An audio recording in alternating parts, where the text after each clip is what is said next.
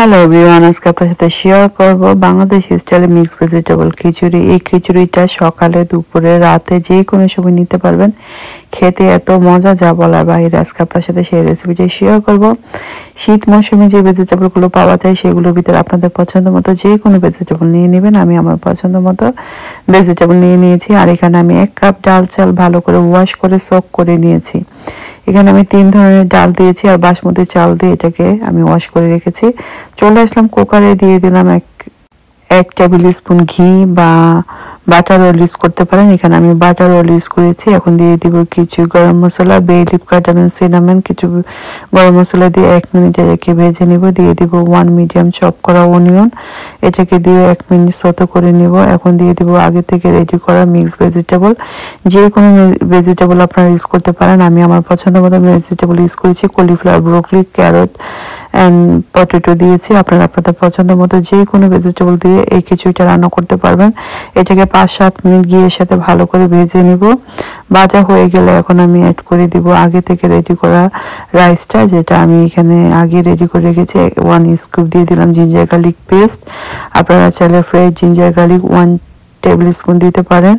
ভালো করে এটাকে ভেজিটেবল আর চালটাকে ভালো করে ভেজে নিলাম। এখন আমি দিয়ে দিব spicy salt, turmeric, cumin powder, coriander powder, chilli powder দিয়ে দিয়েছি এখানে 1/2 স্পুন করে। দিয়ে এটাকে আরও 1 মিনিট ভালো করে রাইসের সাথে মিক্স করে নিব।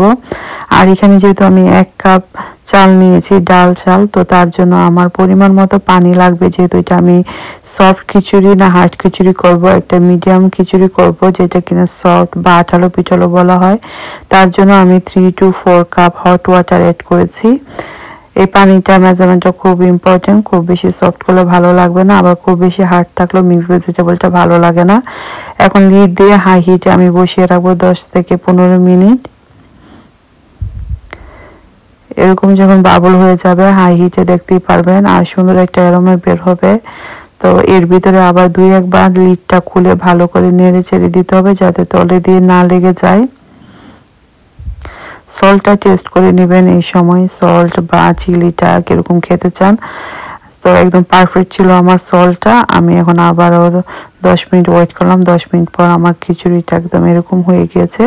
আপনারা চাইলে এখন গ্রিন চিলি বা টমেটো কিছু দিতে পারেন। আমি একটু গ্রিন চিলি আর টমেটো দিয়ে দিচ্ছি, এতে করে ফ্লেভারটা আরও বেশি।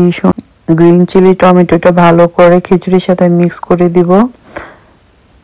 আপনারা চাইলে এখন ঘি দিয়ে দিতে পারেন 1 টেবিল স্পুন। আমি এখানে বাটার অয়েল দিয়ে দিব 1 টিস্পুন। দিয়ে এটাকে আমি কমিয়ে 10 মিনিট দমে বসিয়ে দিব। এরকম আপনারা 1 টেবিল স্পুন দিয়ে দিতে পারেন বাটার অয়েল বা ঘি। দিয়ে এটাকে দমে বসিয়ে দিবেন 10 মিনিট লো হিটে। 10 মিনিট পর রেডি হয়ে গেল আপনার সফট খিচুড়ি মিক্স ভেজিটেবল। খেতে অসম্ভব মজা। চিকেন কারি, মিট কারি, ডিম ভাজির সাথে খেতে পারেন।